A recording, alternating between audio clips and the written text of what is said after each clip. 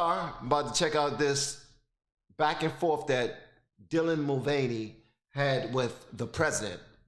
Don't know why the president met with and had a whole hour-long interview with this gentleman or this person. I'm not calling you no woman. I'm not calling you no woman. I don't care how good you act. All right, that's just me though. But let's check it out. Y'all let me know whatever y'all want me to know. Please make sure you hit the like button, push the algorithm, send people over here. We're going to move on now to trans rights. There have been many anti-LGBTQ+ bills introduced and enacted, outlawing things like gender-affirming healthcare and banning kids from playing sports. To go deeper into this issue, here with us today is Dylan Mulvaney, who's welcomed us into her life by, showing on social media her girlhood series. Let's take a look.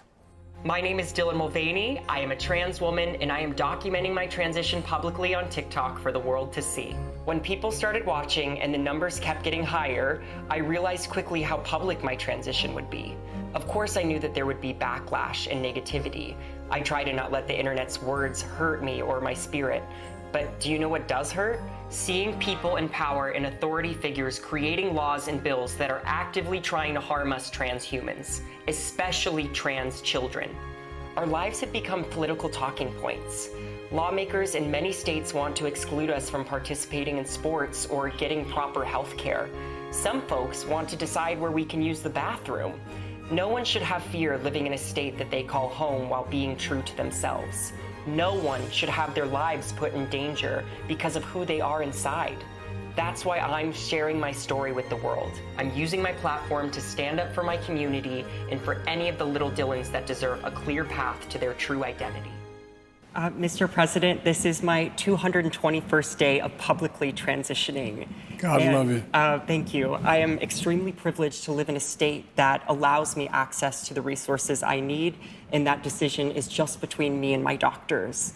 But many states have lawmakers that feel like they can involve themselves in this very personal process. Do you think states should have a right to ban gender-affirming health care? I don't think any state or anybody should have the right to do that. As a moral question and as a legal question. I just think it's wrong. I think I was saying before we started that my son, my deceased son, used to be the Attorney General of the state of Delaware.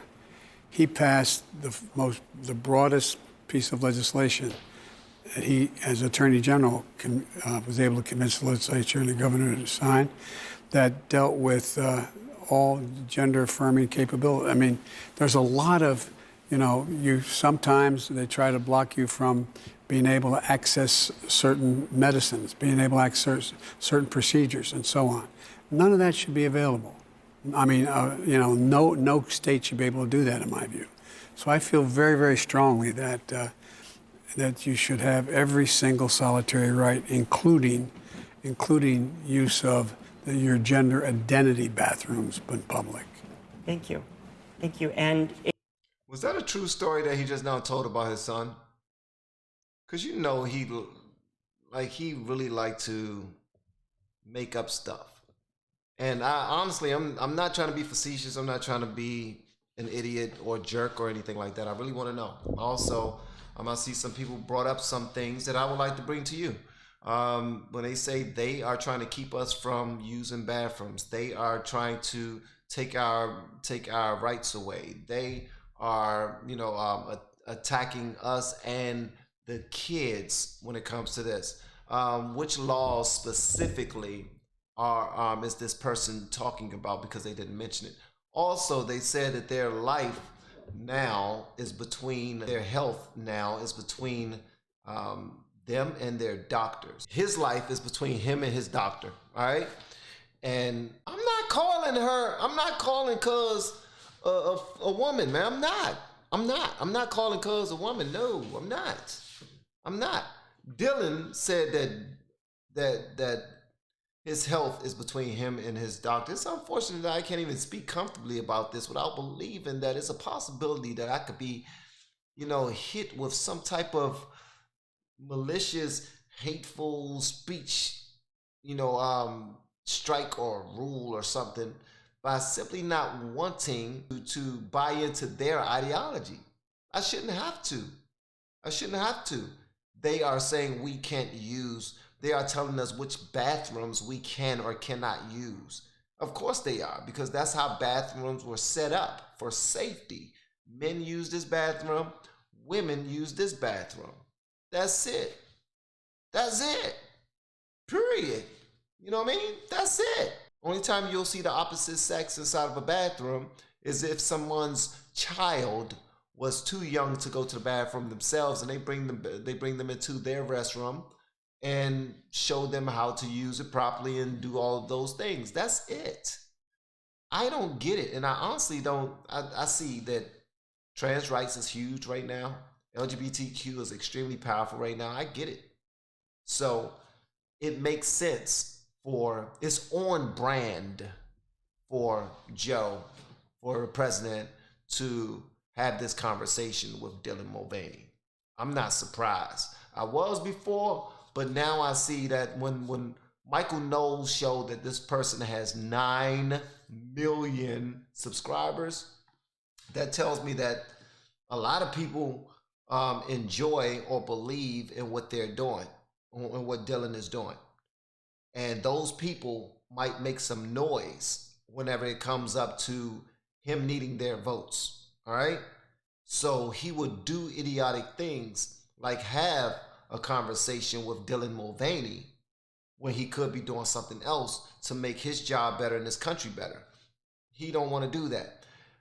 This right here, if it weren't for the Merchant of Death, this right here would be up there with him trading Brittany Griner, because he's simply doing it for votes. He's simply doing it to appease a certain group in the country.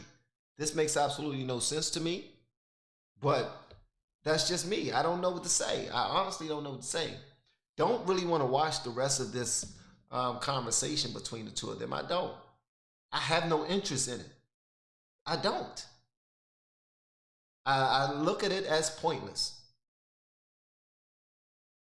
I look at it as absolutely pointless. That's just me.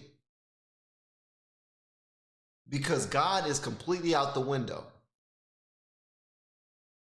Through nothing he said and nothing Joe said has anything to do with God. And that right there just, he said moral and legal. Moral and legal. Because it's both moral and legal. It's moral and legal. Is it moral and legal for these families to go to these to see drag queens, men stripping for these kids, stripping in front of these women while these kids are there, stripping in front of women and men while the kids are being sent to the front of the stage with dollars on their hands, and dollars in their hands to put inside of their underwear? Is that moral? It doesn't seem moral to me, and it shouldn't be legal. They're going to schools now, talking to them. I just now posted a video the other day. Just now posted a video on IG where this professor had drag queens come to his class, talk to the students, and start handing out dildos and butt plugs and telling them what it was for. And then the professor allowed these transgender people and the LGBTQ people that he brought to his classroom inside of a public, well, was it a public or private school? I don't know. I'm not going to lie about that. But then they started teaching the kids the differences between using lube and using spit.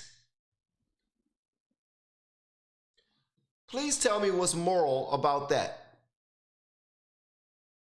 None of that is moral, nor is it legal. All of this is only beneficial toward that group and toward Joe Biden's agenda. That's it. That's it. In my opinion. I could be wrong. I've been wrong a lot, and I don't mind being wrong. Feel free to correct me if you know something. But this has only been 2 minutes in, and I have no desire to see any more of it. If you want to see it, the link will be below for you to go to see it for yourself, okay? All right. Love y'all. I'll see y'all in the next video because I'm not doing the rest of this.